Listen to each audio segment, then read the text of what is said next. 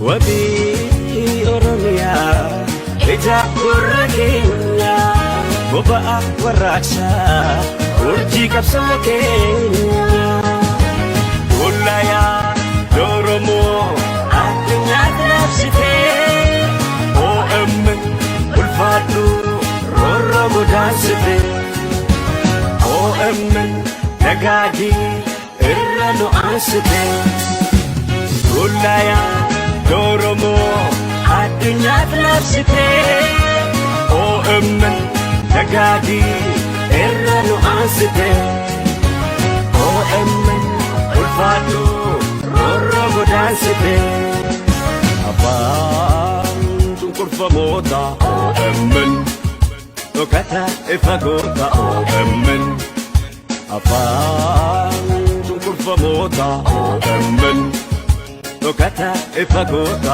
OMN Itti gabroomsa ol qabdee lallabdee mataa saba keenyaa qabsoodhaan ol qabdee situ fafaasa paaswordii diinaa OMN situ fafaasa ejjetii diinaa OMN Kaleessalle akarrattu ndoofte dhugaa qabde kanattu milkoofte miidiyaa haqa daandii kee kacaalu agarra kaayyoo kee furmaata Inne si deeggarra har'a si deeggarra boruu si deeggarra yoomuu si deeggarra Kaleessalle akarrattu ndoofte dhugaa qabde kanattu milkoofte miidiyaa haqa daandii kee kacaalu agarra kaayyoo kee furmaata Inne si deeggarra har'a si deeggarra boruu si deeggarra yoomuu si deeggarra OMN roorroo godaansitee OMN ulfaadhu OMN dagaagii OMN ulfaadhu irra nu aansitee Wabi Oromia Eja Kurrakeenya Boba'a warraaqsa urjii qabsoo keenya Ollaayaa Oromoo addunyaatti labsitee OMN ulfaadhu roorroo godaansitee OMN dagaagii irra nu aansitee Ollaayaa Oromoo addunyaatti labsitee OMN dagaagii irra nu aansitee OMN ulfaadhu roorroo godaansitee Dungoo gaaf muddamaa OMN maaltu si dorgoma OMN Dungoo gaaf muddamaa OMN maaltu si dorgoma OMN mul'ata keetti faa Ekerratti biqiltee daandii bilisummaa kerroo gurmeessitee motora qabsoo situ sochoosa OMN rakkoo sabaa koo situ gabaasa OMN borii fille egeree dhaloota hireen kee akka galu goota kaayyoon kee kaayyoo Oromoota rakkoo siyaasa Afrikaa Subatu furmaata kallacha saboota wabii Oromoota magaazinayoota borii fille egeree dhaloota hireen kee akka galu goota kaayyoon kee kaayyoo Oromoota rakkoo siyaasa Afrikaa Subatu furmaata kallacha saboota wabii Oromoota magaazinayoota OMN ulfaadhu roorroo godaansitee OMN dagaagii OMN ulfaadhu OMN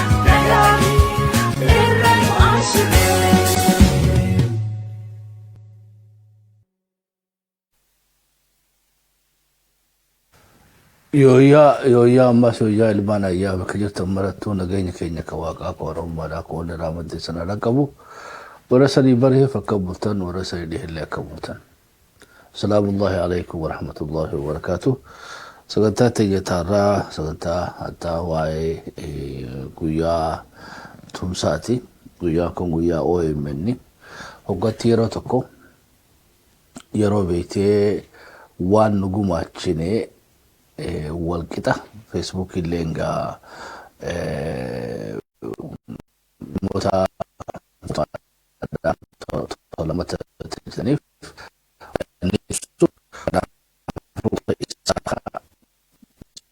addunyaa akka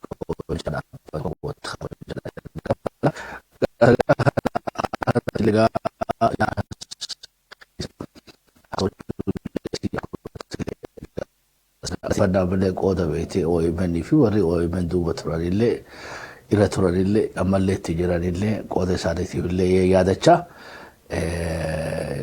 hawaasaas akka miidiyaa isaaniitiif tumsanillee isaan yaadachiisa. Sagantaa keenyatti fufna megaa wanni dursaa akka aadaa Oromootti nagaa wal gaafachuudha. Abbaa Malkaa simannee kallattii gara sagantaa keenyatti dachaanaa. Abbaa Malkaa yooyyaa. Akkam jirtan nagaa fayyaa baga jiraatanii baga asirratti illee wal geenye. Nagaa yeroo teenyisan aarsaa gootan asirratti illee nu argamuu keessaniif ulfaadhaa galatooma isaniin jenna. Guyyaan har'aa guyyaa gubaataati. Guyyaan har'aa guyyaa beektee Feesbuukiin faayidaa mataa harkaturraa hawaasaaf qoodu keessaa warra beektee hawaasa tajaajilaniiru. Kanaafuu uummanni Oromollee guyyaa kun guyyaa beektee addaati yoo jenne sirriina fakkaata maaliif hoggaa jenne har'a hamma gargaaree takka addunyaan beektee miidiyaa kana gargaarti jechuudha. Gargaarsi kana guyyaa har'aa kanarraa alaa immoo gargaarsuma qeenxeedhaa ta'a jechuudha keetuma ta'a. Yoo birii takka kan teetuma har'a immoo dachaa taati. Kanaafuu miidiyaa kana yoo tumsineef har'a irra faayidaa qaba jechuudha. Odogaa tumsa akkanaa amma hireen akkanaa biyya teenya jiraatte shakkii takka malee warri markaattoodhaa dooniyaadhaan maallaqa guurratee liqeeffatee dhaqee fudhataa jechuudha. So it's just waan nama gaddisiisu jechuudha. Haga ati feete waliin qabadhuuti siifin kana nama jira jechuudha. Arjummaa Feesbuukiidhaa waan addaati taarraa. Haga nu gargaarre takka inni gargaaruudhaaf qophii. Oduu Oromoon liqeeffatteetu OMN oduu liqeeffatee hawaasa irraa waa taatu I don't know gaa. Har'a waan qabu yoo geesse miliyoona yoo geesse miliyoona lama godhaniif jechuudha. Kanaafuu gargaarsa irraa gargaarsa addaati. Kanallee gaa sirriitti uummanni Oromoodhaa hubachuu qaba. Beektee haali qeessinuuf yoo gargaarullee dadhabdanii jechuudha. Warri gargaaru haa gargaaru warri hafeellee haali qeessinuuf akka inni maallaqa isaa harkatu jechuudha. Waan barana beektee argatuun baajata isaaf cufachuu danda'a. Yoo maallaqa gahaa irraa harka isaa keenye tumsineef feetan liqeessitaniif addunyaarraa waan harkatu saniin dhugaa deebi'eetii miidiyaan kunillee irraa nuuf godhuu danda'a. Dhugaa kan deebi'eetu harka keessa dhaafataa jechuudha. Hireen akkana odoo markaattoo jiraattee akkatti dalagatan ni beekaa jechuudha. Abbaa Malkaa guyyaa kana Oromoon hubattee jirti jechuudha. Carraa kana ofirraa dabarsinuu warra markaattoodhaatiif. Bari Oromoon akka jette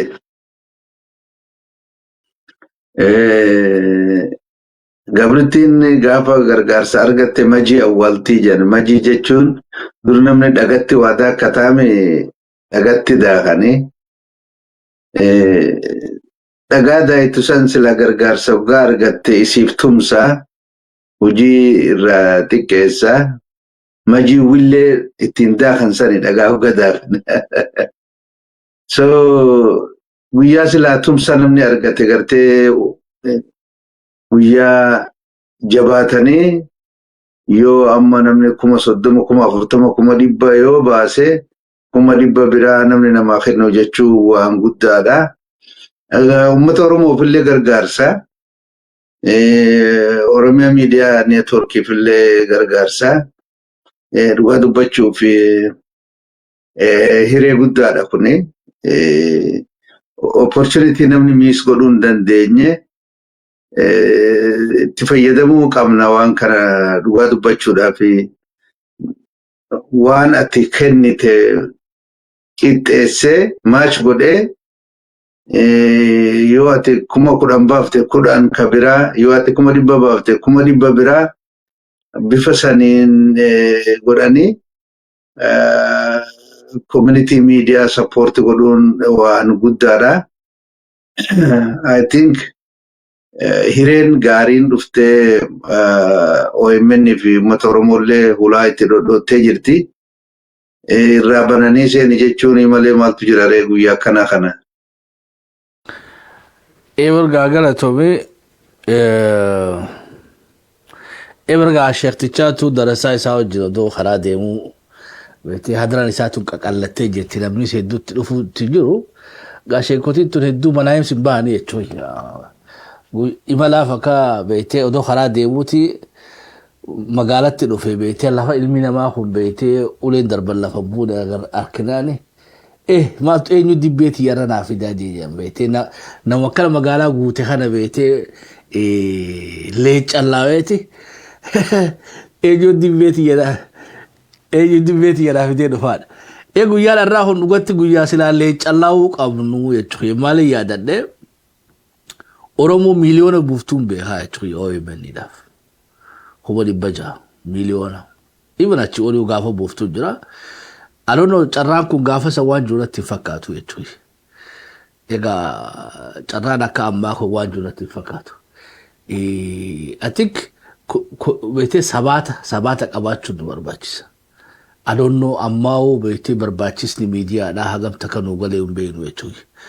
Bara Ayyuub Abubakar faan Abdii Hussein faan Shantab Shubbisaatii fi Yoonis Abdullaahi fi daqiiqaa 5 mootummaa takka gaafatanii jechuudha. Sheekh Muhammad Rashaadis daqiiqaa 5 moo daqiiqaa 10 I don't know Kaayiroodhaa dabarsuu ture jechuudha. Ara miidiyaa sa'a 24 sii deemu kana odoo haleessa gargaaruu baattanii beektee ayyee miidiyaa kun guddachaa jiraadha. Bar miidiyaa kun miidiyaa guddatee jechuudha. Miidiyaa ganaa guddisnuu mi beekannadha. Miidiyaa guddaadha. Miidiyaa seenaa guddaa qabu. Sogaa uummanni Oromollee deebi'ee yaadachuu qaba. Seenaa haleessa beektee miidiyaa kanaa wajjin hojjete. Yeroo sirbaa sani beektee dargaggeessa hedduun arkee jechuudha. Guyyoo Waariyoo faan arkee Muhammad Siraaj faa Abrahaam Birruudhaa Yuun Ingidaadhaa Aishaadhaan takkaas aroona takka Zabiibaa taatu amma maqaa isii ni raanfadhe. Ati namoota hedduu kaameraamaaniif kana hundaan arkee jechuudha ijoolleen sanii Jawaar Mohammadis keessa jira.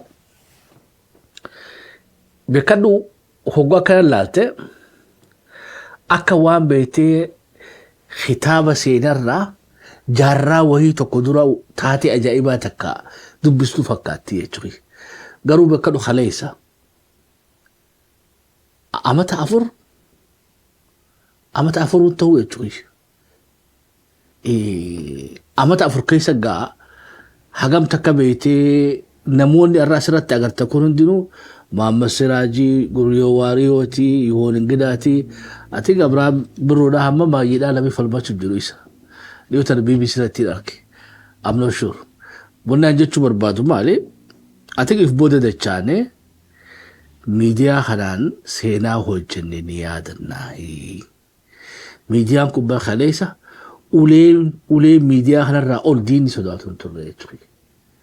Dhugumatti qilleensa Oromiyaadhaa bilisoomse OMN hangafa nuundi irra laallanne jechuu dandeenya jechuudha.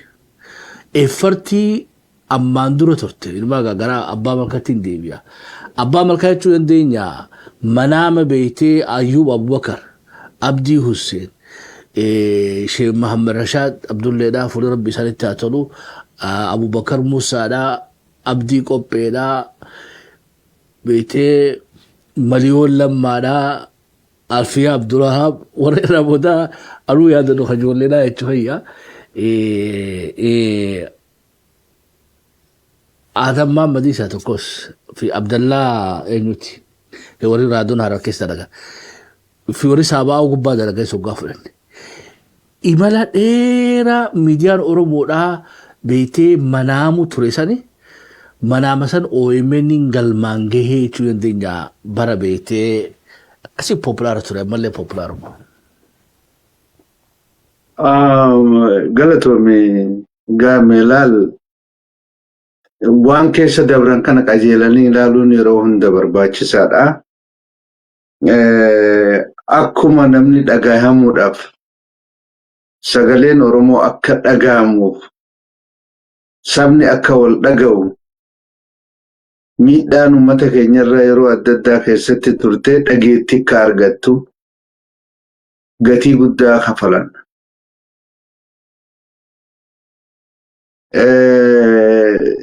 Akka reediyoon Maqdishoon banamne dhiibbaan ture guddaadha. Duubatti deebinu ishee mamarashaa fa'aa waan isaan mudate seenaan isaa dheeraadha.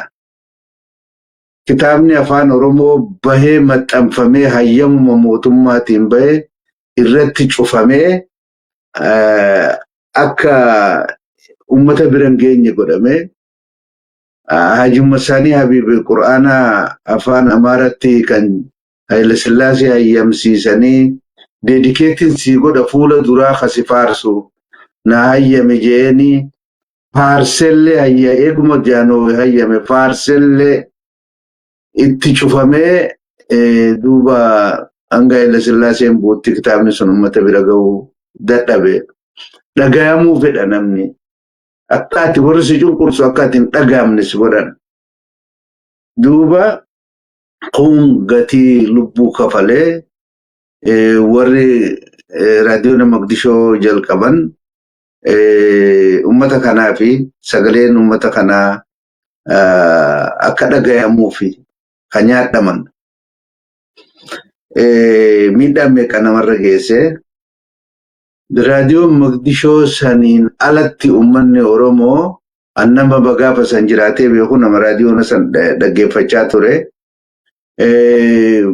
Dadammaqni sirna cunqursaa Itoophiyaa san irratti uummanni Oromoo qabaatee fi itti aanee qabsoo ta'eef raadiyoon Maqdishoo hedduu barbaachisaa ture.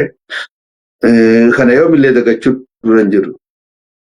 Egaa kadu'anii fi kammoo rabbi lubbuu baasee azala rabbiitiin addunyaa tanarraa deeman hundinuu namni hoggamana jaaru brick by brick bolokeeta duraa keessee dhagaa akkana gootee kabiraa kaanillee naqate warra gartee foundation stoonii lee godha warra lafa kaayan warra karaa nu taraaran jechuudha warreen gaafa duraa suni. Sagaleen bilisummaa Oromoo waan qooda dagatamuu hin qabne gumaache. OMN dura warreen TV'n Oromoo magaalaa Minnesota irraa dabraa ture. Oromoon akka wal dhaga'u itti aanee OMN fa'aa miidiyaan fakkaatu guddaan kun akka dhalatu qooda isaan gumaachan magaalaa Toronto irraa TV Oromoo tokko dabru ture. Asirratti magaalaa teenya tana keessaa akka irraa kana gaafa miidiyaan mana namaa hunda hin jirre reediyoon community reediyoon Melbourne qooda taphate qaba. So hin rafne Oromoon bakka jirti miidiyaalee anammaa asoo kana keessatti namaa duuba jira gartee. Rakkatanii jireenya isaanii wareeganii ummataaf hojjechaa warra turan mindaa tokko malee ta'anii miidiyaa gubbaa Oromoon akka wal dhaga'u gumaata guddaa godhan. Duuba dubbiin tokko lafaa ol kaateetuma halkanuma tokkoon out of nowhere gadi hin baatu. Wahirra jetaan namni ibiddi wahirra lagachaa jette Oromoon. Wareegama duraan kafalamaa turan kaatiree fokaaftee fi guddina immoo ummanni if dhaga'uuf baratuu fi uf argatuun gargaarsa miidiyaa fi namoonni wareegaman kafalaniin evolve ta'ee qabsoon kun akkuma qabsoo biraa sadarkaa amma irra jirru kana ga'uu danda'e dhaloota dhaloonni OMN kuni itti baa wareegama namoota hedduu san dura sagaleen Oromoo akka dhaga'amuuf kafalan itti baa isaati jechuu dandeenya. Evolutionii gartee sagalee Oromoo akka dhaga'amu miidiyaan independent media organization akka jiraatu qabsoo reefuu ati kaaftee sadarkaa namni godhaa ture kanaatu deemee guddatee as ga'e. Bakka amma geenye tana balleessuun independent media hin qabnu dhugaa dubbachuudhaafi akkuma amma argaa jirru kana Kenya keessa jiraadheetiin beekaa eegan achirraa deemallee nan hordofaa. Daily Nation jedhanii gaazexaa guddaatu jira. Nation TV tu jira. KTN maal Standard jedhanii gaazexaatu jira. Rakkoo qaba wajjin akka barbaadetti namni full independence qaban akka warra biyya faranjii kana. Kenya keessatti rakkoon independent mediaadhaan jiru. So Itoophiyaa keessatti laayisensii baafachuu ni dandeessaa OBS alaallu watakkallee dubbachuu hin danda'an. Manguddoo wahiifaa seenaa dabartefaa waan adda addaa interview nama godhanii kabiraatillee more entertainmentii fi waan adda addaa irratti hojjetan malee so waa'ee siyaasaatiif waa'ee rakkoo uummataa guyyaa guyyaa miidiyaan dhuunfaa gabaasuu hin danda'u hin jiru. Mootummaan fedhe haa jijjiiramu. Mootummaa Haile Sillaasee qabaachuu dandeessaa, Dargii ilaaluu dandeessaa, warra Ihaadeeg ilaaluu dandeessaa, mootummaa Bilchiginna kan jedhamu kan dandeessaa, independent miidiyaan hin jiru. Ofirraa lakkisanii waan biraa uummata addaa waan hawaasaa deemanii gabaasan malee rakkoo uummataa dubbachuun hin danda'amu. Aadaa keenya ta'ee warri mootummaa keessa hin jirre independent miidiyaa hojjetan mootummaa balaaleffachuu warri mootummaa ammoo mootummaa faarsuu inventiin tokko hoggaa ta'e mootummaa keessa ka jirus ka mootummaa irraa ala jirus waanuma teessan sirrii miti ka jiru independent reporting illeen hir'ina qabna akkuma hawaasattu guddinni keenya ammallee fagoo jira. Akkasuma wajjin ammoo namni miidiyaa independent hin qabne isaatu miidhama nama biraatii miti. Warri ammoo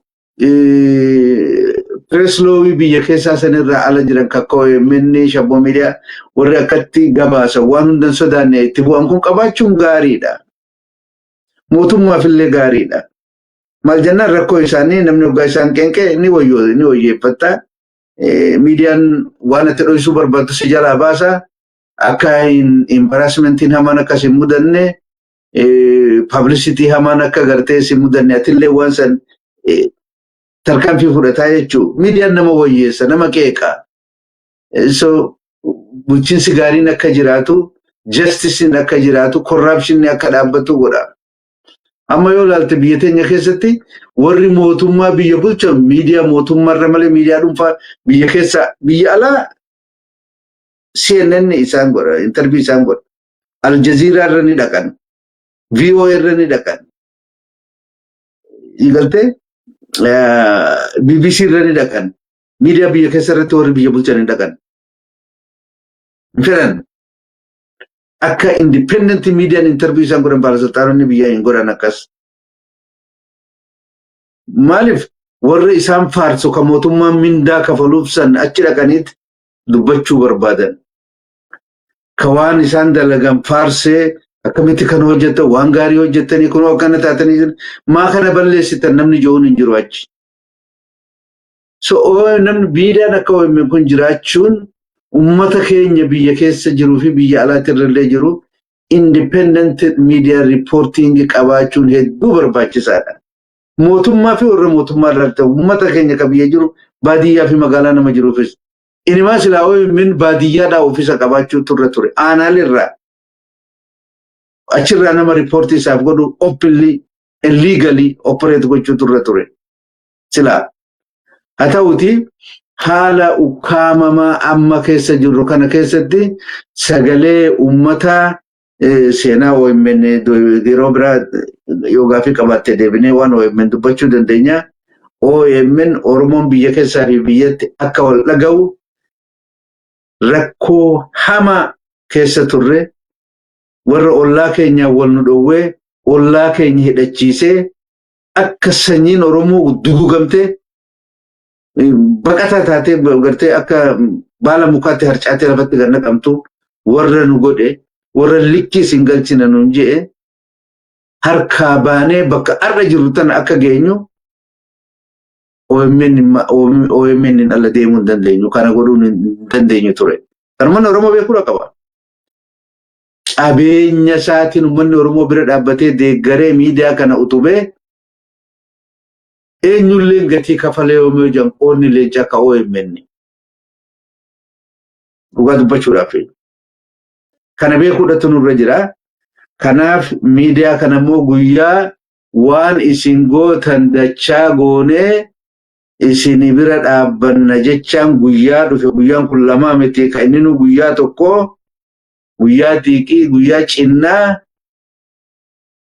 guyyaa kana ani nafu nafinja Oromooni guyyaa kana dhaabbatanii waan uf ilaaluun gaariidhaa miti uummanni Oromoo hundinuu biyyuma jiru hunda keessaa akka humna isaatitti warra biyya faranjii jiru qofaa miti kunilleen akkuma dur godhaa ture warri biyya giddugala bahaa keessa turanii waan isaan hojjetan argaa turre dhagayaa turre rakkoo keessa jira wajjin haala jireenyuma isaaniituuf mijaa hin qabne keessatti nama dhiyeessaa dhokataa dalagaa waan isaan godhan argaa turre warri biyya alaa kana keessa jirulleen akkasuma kana gargaarsi OMN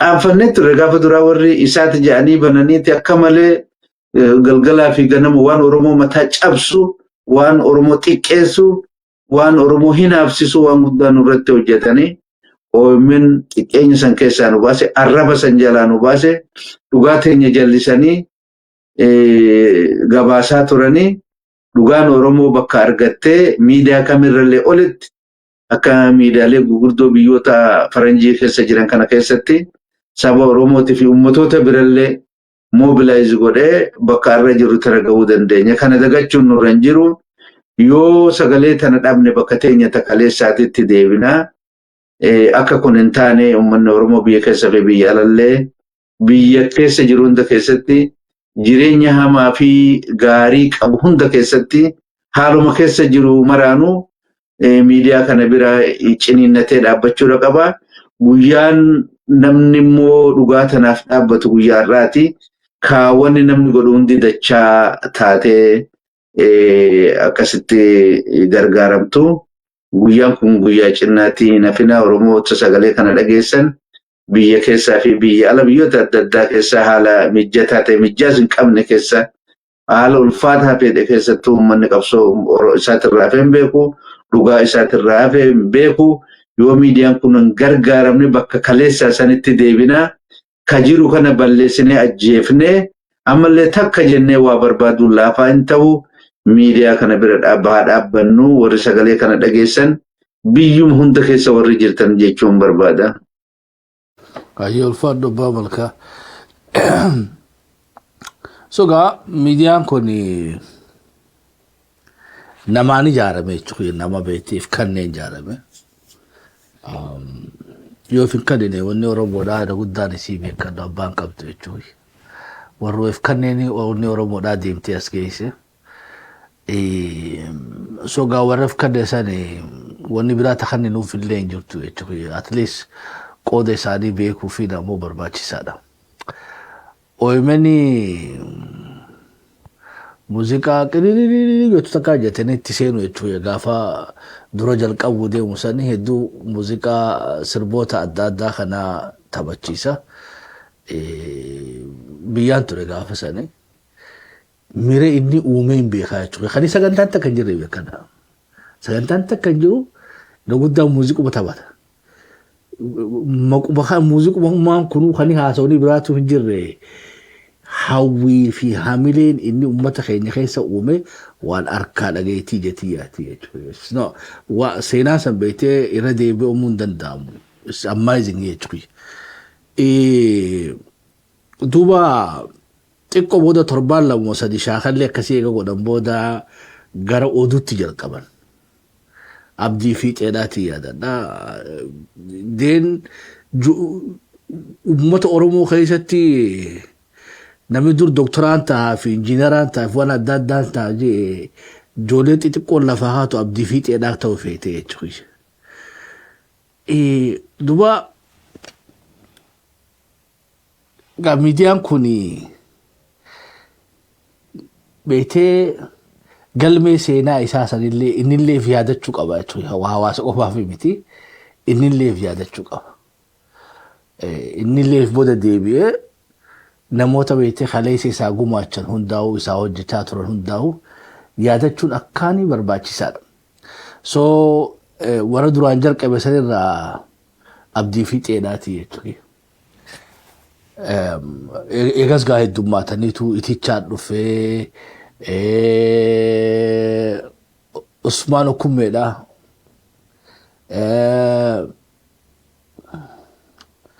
Tokko maqaa isaa mana jalaa batee ati ijoolleen dhaloonni haareeni kun hedduudhaatu as dhufanii jechuudha. So hawaasa keenya keessatti wanni tuni beekannu riivolushina laafaan turre jechuudha. Eega biyya galanis namoota dabalatan. Eega biyya galanis guyyoo waariyoodhaa istaara ture jechuudha. Interview style haaree Oromoodhaafiti.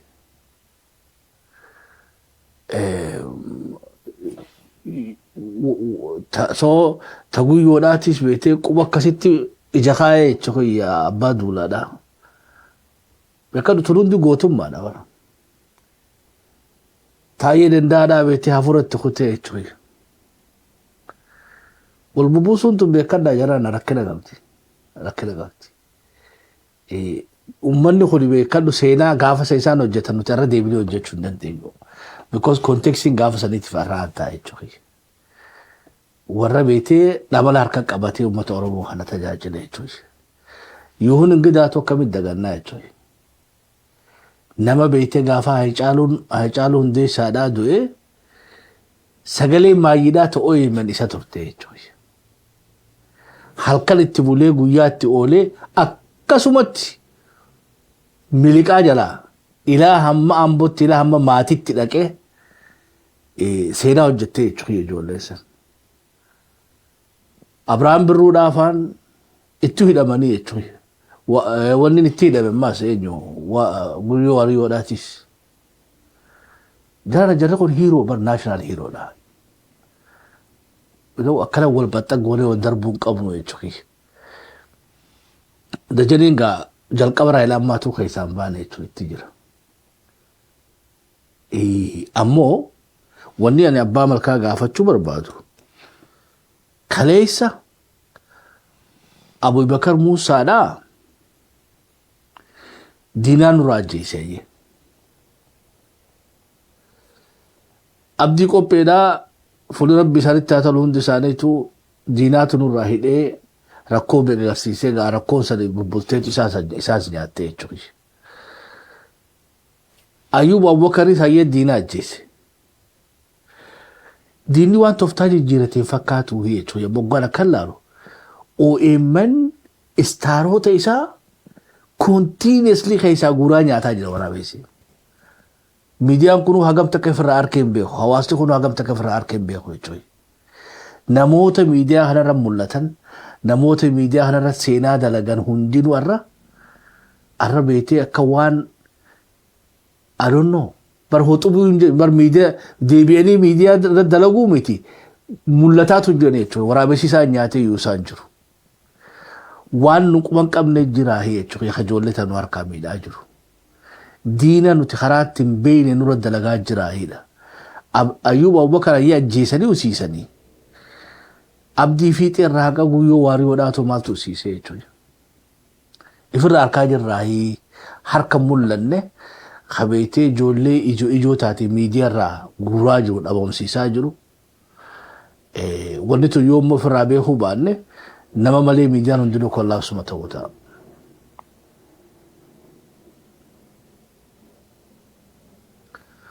Itti fufi abbaa malkaa? Laal irra hedduu sababni nuti beeknuu fi waan internal waan ta'e waa hedduu waan nuti hin beekne ni jiran waan OMN waan inni qooda inni gumaachee fi ammas hojjetaa jiru tafuula durallee akka nuuf hojjetu abdannu laalla. Irra hedduun gaazexeessitoota biyya Afrikaa turan, Egypt, Kenya, lafa adda addaa turan. Waggaa hiree argatanii biyya faranjii dhufanii manni isaan kireeffatan, maatiin isaan tajaajilan guddaadha, horiin isaanii kafalamus akka gaafa Afrikaa jiran san kafalaniif hin ta'u, isaanillee jiraachuudhaaf hojjechuu qabanii biyya faranjii dhufnaan namni OMN irraa dalaguun ulfaattee abdii fiixee fa'aa warri ati kaafte abdii fiixee amma OMN irra hojjetuu baate he was the face of Oromo struggle. Media qofa odoo hin taane sun namni hundi ni yaadata. Asiin booda gaazexeessaa ta'e hojjetee dhiise abdii fiixee already fuula qabsoo Oromoo ture. Sangaa amma OMN keessa jiru. Mee amma administrative waan ta'e waan OMN san isaantu beekaa. Irra hedduu kan inni observe godhe namoonni dur dalagaa turan gaafa biyya faranjii dhufanii OMN'if dalaguu hin danda'an OMN'is akkasitti horii kafaluuf hin danda'u isaan jiraachisuu maatii isaanii jiraachisuu fi mindaa akkasii kafaluu hin danda'u. So gaafa biyya faranjiitti move godhannumaaf jechuu gaazexeessummaan isaaniiti. So many reasons. Amma focus godhuu kan hin barbaadu kan inni xiyyeeffannaa guddaa irratti kennuu bira sagaleen namaa akkamitti du'a, sagaleen namaa akkamitti awwaalama, akkamitti baha. Oh, sorry. Gaafinti honestly gaafinti akka irratti xiyyeeffachuu barbaade akka waan beeytee hanqinaaf ijoolleen tun miidiyaa kanarraa hafanii odoo hin taane kaleessa miidiyaan kun diina qabaadhaan wanni uummata kiyya agarsiisuu barbaade. Diinni Abubakar beeytee Ayyuub Abubakar nyaate san diinni beeytee Abubakar Muusaadhaa nyaate sani ummanni Oromoodhaa irratti harkaan jiru malee arraawu beeytee hawaasni keenya yoo beekate malee yoo miidiyaa isaatii fi nama miidiyaa kanarratti dalagatu jabeeffate malee nama jajjabaa jiruudhaan dhabaa jirra. Kaleessa qawweedhaa kuffise arrammoo beeytee diinni karaa nun beeyne nun dalagu jira. Beeytee yoo ofirratti hawaasni kun ofirratti hin beeyne Ayyuub Abubakar maaltu usiiseen gaafiif beeytee waan nama dhibduu miti jechuudha. Fuula rabbitti haa tolu. Ammoo dhiira jajjabduu tana tajiruudhaan beeytee kana ustu jiruunis nama usiifti. Haa taatu ammoo bar eenyu irraa fayyadamuu jiraadha. Ilwaatu waan karoorfamtee fakkaatti. Bar waan qopheeffamtee karoorfamtee Oromoo usiisuudhaaf callisiisuudhaaf dalagamaa jiru fakkaatti. So ummanni keenya jiruudhaan joornaalistoota isaa kana dhabuu hin qabu. Yoo beeytee isaan jireenyi turfaatee illee fagaatan iyyaafachuu hin qabu hidha. Guyyoodhaan maal siigoona jechuun hin qabuuni. Bar dhugaadhaarraa beeytee hamiluma isaa jaaruun isuma quba qabaachuun beeytee waan adda addaatii fi waan biraatti beeytee waan biraatti wal barbaadu odoo hin taane qooda kaleessaa guddoo san yaadannee hawaasni keenya dammaqee namoota isa tajaajiluu jiru kana hundaa'u galatoonfachuu hamilee isaanii tiisuu quba qabaachuu yoo tanan goone immoo jajjabaa hundaa'u dhabeetuma ganamuu kabiraa oomishe jechuudha. Bikka sanii bikkee ani akka irra naa xiyyeeffachuu barbaade. Meeyye galatoom, thank you. Ayyuub Abubakar dhugaa dubbachuudhaa fi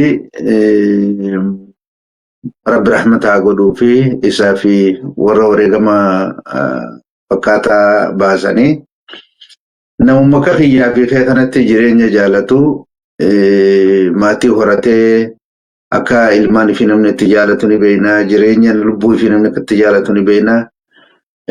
Biyya keessattis jiraachuu dadhabanii sababa hawwisoo afran qalloo deemanii biyya namaatitti illee waanuma biyyatti godhan san biyya dhaqanitti hojjetanii sagalee uummata kanaatiif biyyattis sirbuu hin dandeessan, aadaa teessan mul'isuu hin dandeessan, iftaatanii jiraachuun dandeessan jedhaniitu maariyaamanii. Achillee dhaqanii waanuma san gartee waanuma saba kanaa seenaa aadaa if ta'u Oromoon akka gartee sagaleen isaa dhaga'amuu fi wareegamni nuti beeknu sun hundi kafalame. Kan uummanni Oromoo dagatuun qabu. Hedduu celebrate godhaan jirru leegasiin isaanii suni karaa adda addaatiin itti fufullee wareegama isaanii sanii sirriitti yaadataan jiru warra qabsoo kanaaf miidhamanillee Sheekh Muhammad Rashaadii fi Ayyuub Abubakar fa'aan Yoonis Abdullaahi waan hojjete ani nama gaafa san beeku akkuma reefu ati jette 50 fi warroonni biraattis nama gaafa san jiraate nan beeka. Laal sagaleen namaa namni sagalee dhabuun walakkaa uummata Itoophiyaatti ka dhiyaatu sabni Oromoo kun jireenyumti isa biyya Itoophiyaa jansan keessa jiraachuun isaatu akka badu sababaa kanaan afaan isaa doomineetir ta'e Walloo keessatti Oromoon amma baay'een afaan Amaaraa dubbata. Kunni amantii kiristaanaa musliimaa warri qabulleen lachuutu afaan ofii gadhiisanii jiran. Namni magaalaa Finfinnee tana keessa qubatee jijjiiramee badee ani Oromoodha ofii jechuun dandeenya dhaloota guddaadha, populationii guddaadha tokkas ta'e jechuudha. Namni sabni kan of argatu qabsoon karaa miidiyaatiin godhame hedduu guddaadha. Afaan Oromoo kun biyya alaatti kan ittiin dalagamaa ture gara biyyaa dhufee har'a mana barnootaa keessatti hanga yuunivarsiitiitti ilmi namaa baratu kuni of argachuudhaaf gatii namni kafale. Kitaaba Sheekh Muhammad Rashaad Abdullee maxxansan hayyama mootummaa Soomaaliyaatiin eega maxxanfame booda hidhamee faca'ee akka gatamu kitaabni sun taasifame. Afaan Oromoo akka hin bal'anne gochuudhaaf. So raadiyoon afaan Oromoo Soomaaliyaatti banannaan fuudhanii reediyoo Harar kana gabbuusanii achitti reediyoo cheerchii natti fakkaata I'm not sure fuudhanii gabbuusanii achi geessanii magaalaa Hararitti dhaabanii kaawuntar gochuudhaaf afaan Oromoo san gartee propoogandaa isaaniitiif jecha. Baay'ee guddina afaan Oromootiif qooda guddaa gumaache raadiyoon sun isaan qotaadhaa godhanis propoogandaa Soomaaliyaarraa ijoolleen Oromoo gadhiiftu sanii kaawuntar gochuudhaaf yoo dhaabanillee ammoo sagaleen Oromoon karaa aadaa sirbaatu jira maaltu jira developmentii tolaan hin argamne jechuun sunillee qabsoon argaa raadiyoon har'a sunu raadiyoo Mogadishootti fide jechuu barbaadeeti. Adeemsa kana keessatti namni kaayyoo Abubakar nyaadhame warreen biraatis afaan Oromoo barreessuudhaaf maadii amamuu deefaan wareegama kafaladha. Yaadachuun barbaachisaadha. Amma mee waan tokkoon si garsiisa obboleessa kiyyaa. Gaaf tokko Itoophiyaan heera qabdi wanjalinyaa maqcaa fi fitaabeerii jedhanii waan heera siviilitii fi heera adaba yakkaa qabdi Itoophiyaan bara Haayile Sillaasee keessa heeruma tureetu bara dargii guutuu tajaajilee bara wayyaaneetillee bara mootummaa Ihaadegellee itti fufee na duuba eeganan biyyarraa bahee heera san jijjiiranii malee heeruma dur mootummaa Haayile Sillaasee san dargii fi Ihaadeg keessallee itti fayyadamuu turan. Kanuma namni irratti wal falmu jechuudha. Ka fitaabeerii jedhanii fi wanjalanyaa maqcaallee. Duuba heera adaba yakkaa lakkoofsa 416 irratti bagaabicha laa gaabicha wanjalnoo jedha. Lakkoofsa 417 irratti ammoo deemee የተፈጸመው ጋብቻ ባህልና ሃይማኖት በሚፈቅደው መንገድ ከሆነ በወንጀል አያስከስስም ጃ ማል jechuudha 416 irratti yakkaan nama adabsiisuu yakkaa miti nama adabsiisu mana gaabicha irratti gaabicha godhuu fuudha irratti fuudhuun yookaan niitii lammataa niitii duraa irratti fuudhuun heeraan nama adabsiisaa jira 416. 417 gadi bu'ee ammoo itti aanee maal ja'a fuudhaa fi heerumni jaame kun kan ta'e haala amantii fi aadaan hayyamu yoo ta'e yakkaan nama ni machiisu ja'a.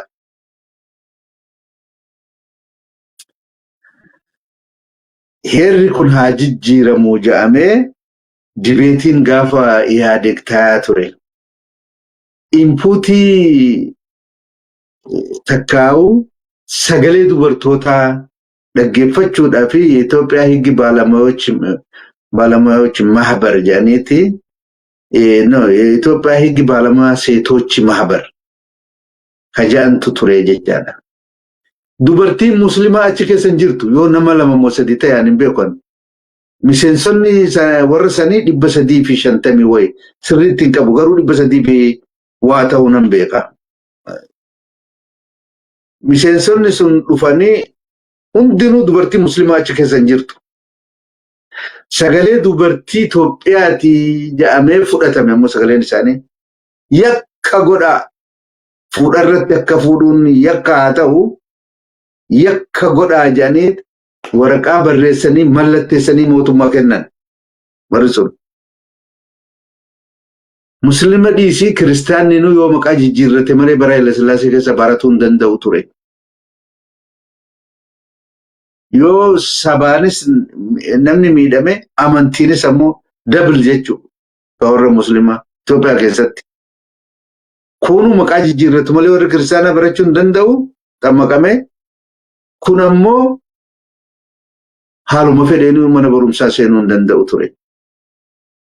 Biyya akkasitti oppressive systemii keessa discriminatory school system san keessa ummata as dabreetu bakka ummanni muslimaa hin jirretti bakka dubartiin muslimaa hin jirretti bakka inpuutii tokko ummata muslimaa biraan qabnetti dubartii musliman tahin namni 300 fi waa mallatteessanii yakka godhaa fuudharratti fuudhuun niitii lama fuudhuun yakka haa ta'u innumti bara Haayile Sillaasee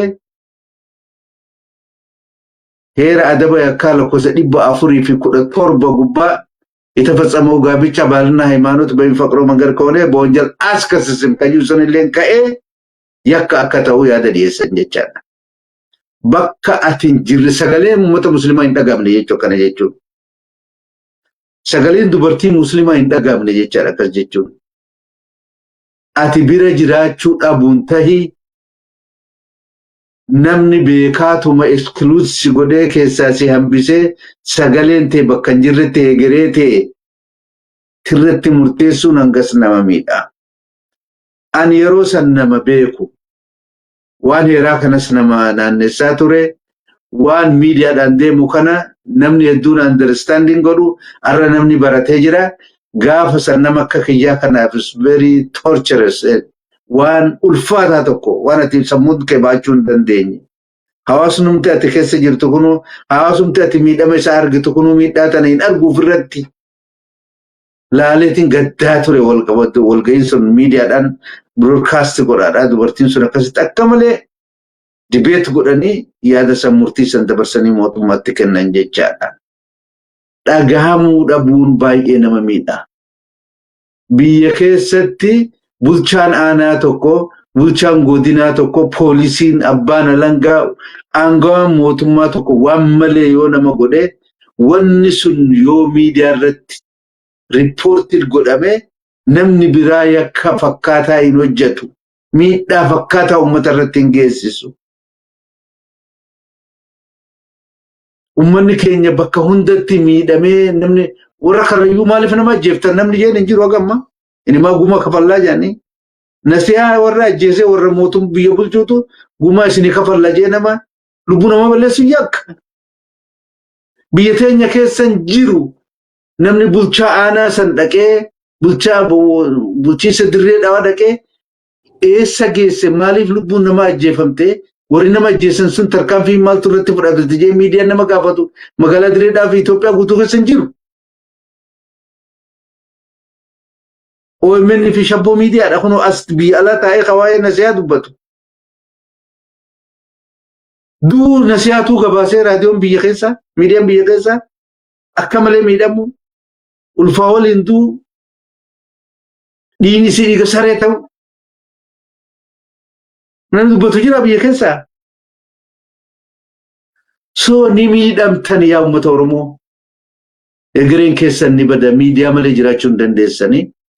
Miidiyaan independent miidiyaan kun biyya keessa jiraachuu qaba ture. OMN magaalaa Finfinneetii miti aanaalee keessaa riippoortara qabaachuu ture. Kanaaf ifiijee ina dhugi jeejan dhadhaan abbootii gadaa Karrayyuu warra shanee tokkotu dhume jedhaniiti booda gumaa isinii kafalla jedhanii horii kafalan maatiidhaaf. Shaneetu du'ee jedhan miidiyaa irratti gabaasanii. Akkanaa miti. Emmanuel Wandimmuu jedhanii gurbaan tokko Dambidoollootti ajjeefame gaaf tokko.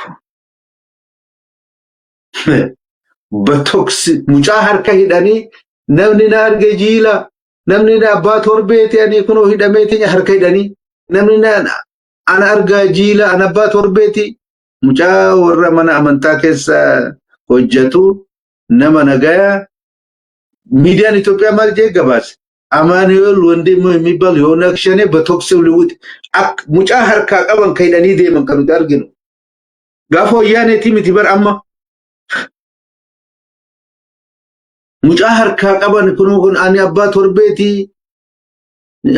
akkas jechisiisaa oofan magaalaa keessa nama san TV Itoophiyaa irratti hin dagadhu nama san Emmanuel Wandimmuu nama san karaa gubbaa oofanii harkaa qabanii onoo na argaa jiilaa jechaa ka oofanii batoks luwwit odoo dhukaasa namatti banuu humna nageenyaatti wajjin dhukaasa walitti banee du'e jee miidiyaan Itoophiyaa gabaase. Bara dargiitiin bara wayyaanee haasawaan jirru bara. Biyya miidiyaan hin jirre biyya miidiyaan riippoortii dhugaan ittiin gabaafame keessatti ni miidhamtan uummata Oromoo. Balaa guddaa isin irra ga'a. Miidiyaan gargaarsa kana haga godhatu OMN waan inni hojjetaa ture ni beeyna. Bara qabsoo Oromoo kana keessatti qooda leencaa qaba OMN. Abbaan fedhe jaalatee jibbuu. Namni OMN jibbullee dhugaa kana haaluu hin danda'u. Har'a waa sababuun fedheef OMN yoo hin jaalanne dhugaa qabsoo Oromoo keessatti qooda OMN qooda leencaa qooda OMN qabaachaa ture abbaan fedhe haaluu hin danda'u. Har'as ifiijee ina dhugi jee jandadhaani OMN bira dhaabbataa jechuun barbaada. Gaamee. Ayi ulfaadhu galatoome dubbiin jabduun tomaati jetteessan dubbiin jabduun OMN beekadu haada gabroonfataan Oromootti cancalee hidhee sanuun harkaa cire jechuudha. Dallee jidduu jaaree bahaa fi dhiyeetti amantaa fi gandatti waamee qaradda qoode sanuun caccabsee baasee kan bahaatiif kan dhiyaa kan kaabaatiif kan kibbaa kan jiddu golaa walitti hidhee jechuudha. Bikka irra geenye tuni irra guddaan OMN dalagamtee beekuu qabaadha. OMNs kophaa isaatii miti.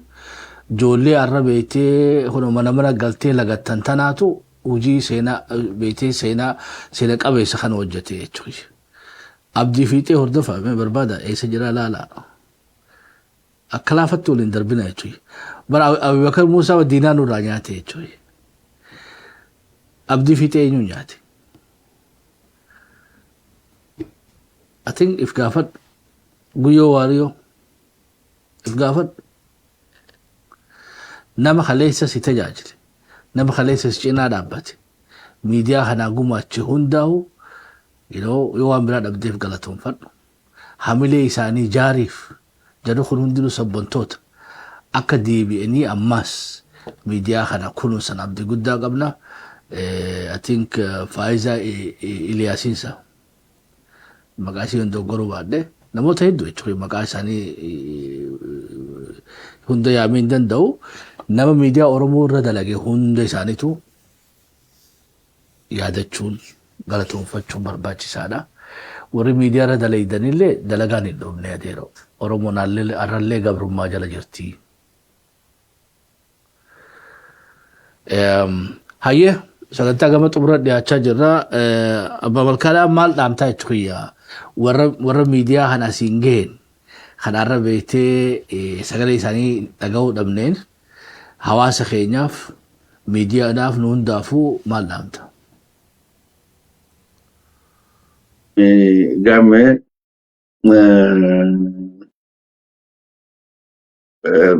bakka taayidiin galaanni kun gartee moojiin kun gartee hunkaan gubbaa bahee wal darbee dhufe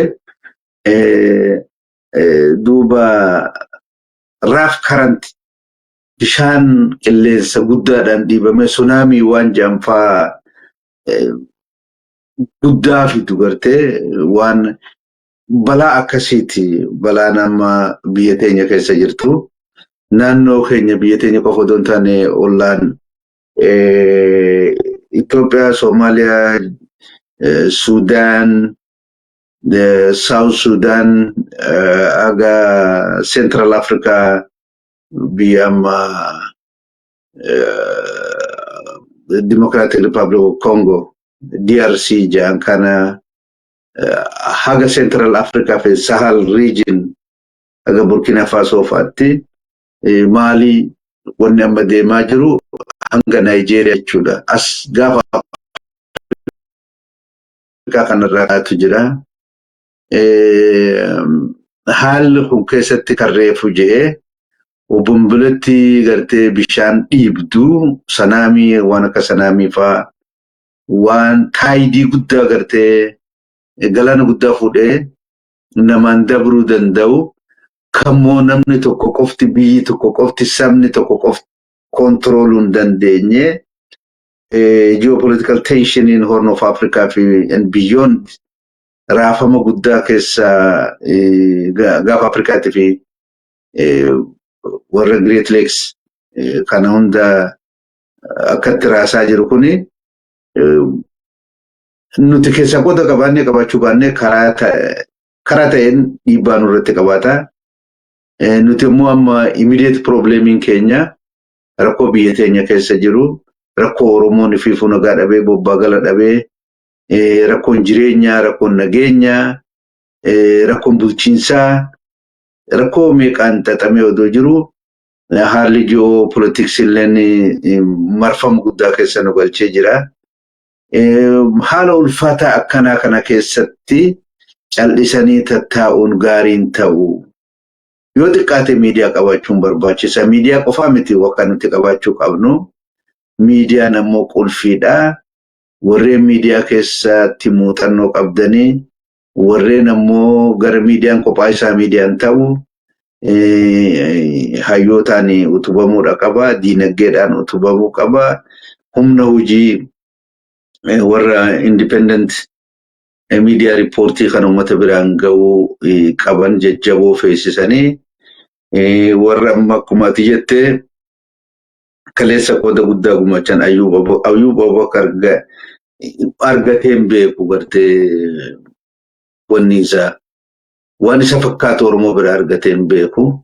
Sheekh Mahamad Rashaad Abdulleen jarri lamaan kun gartee miidiyaa keessatti bakka jabduudha qabanii ka durillee yaadachuun leegasii isaanii tursiisuu haala ulfaataa reefu ani ibsuuf yaale ka amma keessatti turbulent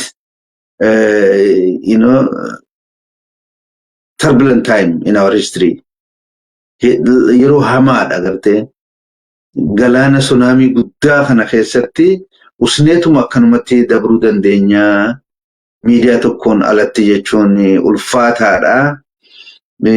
Miidiyaa kana hayyoonni illeen ija itti deebisuu qabanii hayyoonni Oromoo illeen manguddoon Oromoo abbootiin amantiitis akkasuma sabni tokko saba ta'ee jiraachuu ka danda'u humna yoo qabaate humna sabni tokko qabaachuu kana qabu keessaa guddan sagalee isaati.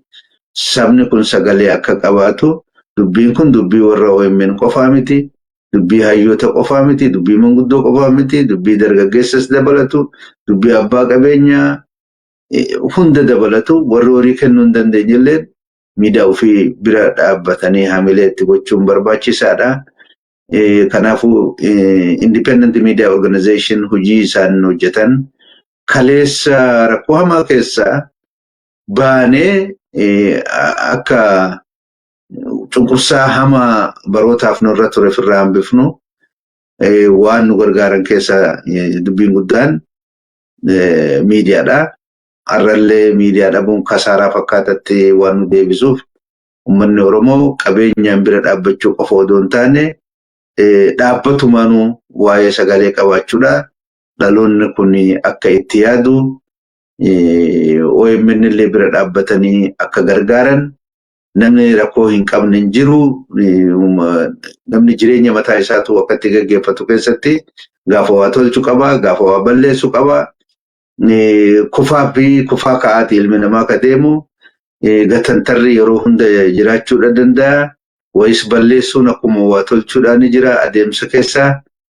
Akkasuma wajjin kufaa ka'ee OMN gangalatee kunoo as ga'uu danda'ee jira. Akka hojii isaa kana humna argatee daranitti sagalee uummataa dhageessisuu uummata bira dhaabbachuu akka danda'u.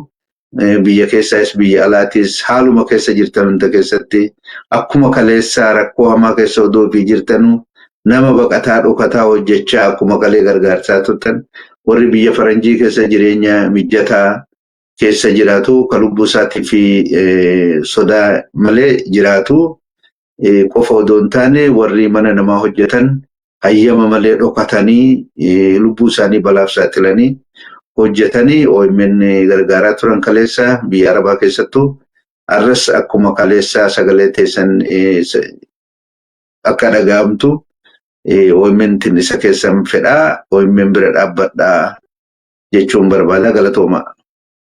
Ayyo ulfaadho abbaa malkaadhaa gaa karaan guyyaan irraa guyyaa gumaa taati beetee yeroo biraa wanni gumaachitan teessanuma taati har'a ammoo addunyaatti isinaa dhaabbachuu barbaada. Hamma gumaachitan takka dachaadhaan mootummaan wanni jaarmanii miti mootummaadhaa kan feesbuukiidhaa gargaara. Kanaafuu arjummaa teessan taarraa gatii qabdi jechuudha. Yoo har'a beetee yoo har'a akka gaarii gargaartan miidiyaan kun amma tokko waan beetee baajata isaatti gaggeeffatu harkataa. Kanaafuu cinaa dhaabbaddaa isiniin jenna. Karaatti miidiyaa OMN'dhaa cinaa dhaabbattan peejii keenya gubbaas ni jira. Peejii OMN gubbaas jira. Karaatti gargaaruu dandeessan hundinuu achi kaa'amee jira. Gaa sa'annaa kan namtee xumuramtee jirti. Gaa seenaan OMN'dhaa deebi'ee ni haara'uma. Waadaa keessan haara'umsaati. Waan guddiftanii as geessan kana gaa isan harkatti kufuu hin qabuudha. Keeysani. Waan keeysan irratti faajjanii jirtan.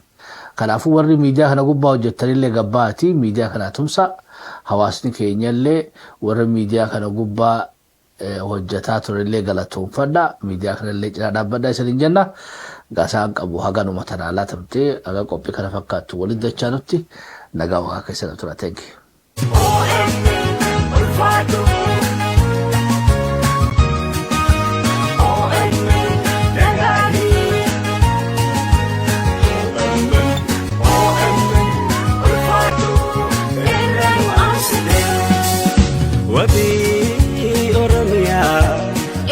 Gurra keenya boba'aa warraaqsaa urjii qabsoo keenya Ullayaa Oromoo addunyaatti raabsitee OMN ulfaadhu roorroo godaansitee OMN nagaadii irra nu aansitee Ullayaa Oromoo addunyaatti labsitee OMN nagaadii irra nu aansitee OMN ulfaadhu roorroo godaansitee dhungoo gaaf muddamaa OMN maaltu si dorgoma OMN dungoo gaaf muddamaa OMN maaltu si dorgoma OMN mul'ata keetifaa eegerratti biqiltee daandii bilisummaa qeerroo gurmeessitee motora qabsoo situ sochoosa OMN rakkoo sabaa koo situ gabaasa OMN borii fille egeree dhaloota hireen kee akka galu goota kaayyoon kee kaayyoo Oromoota rakkoo siyaasa Afrikaa sumatu furmaata kallacha saboota wabii Oromoota magaazinayoota borii fille egeree dhaloota hireen kee akka galu goota kaayyoon kee kaayyoo Oromoota rakkoo siyaasa Afrikaa sumatu furmaata kallacha saboota wabii Oromoota magaazinayoota OMN ulfaatu roorroo gogaasine